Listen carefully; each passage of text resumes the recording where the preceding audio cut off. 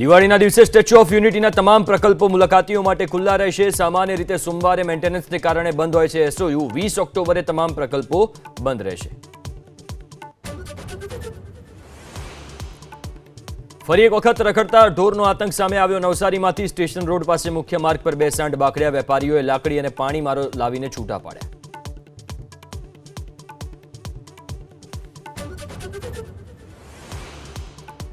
અમદાવાદના વસ્ત્રાપુરમાં સાસરિયાના ત્રાસથી પરિણીતાએ આત્મહત્યા કર્યાનો આરોપ. વારંવાર કરતા દહેજની માંગ. અત્યાર સુધી 8 થી 9 લાખ સાસરિયા પક્ષને આપ્યાનો દાવો.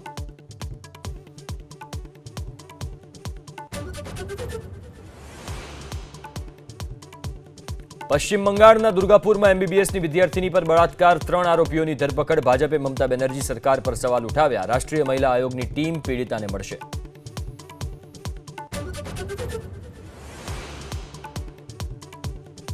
બિહાર વિધાનસભાની ચૂંટણીને લઈને ભાજપની કેન્દ્રીય ચૂંટણી સમિતિની બેઠક. ઉમેદવારોના નામને અપાશે અંતિમ રૂપ. દિલ્હીમાં જેપી નડ્ડાના નિવાસસ્થાને 8 કલાક ચાલી બેઠક.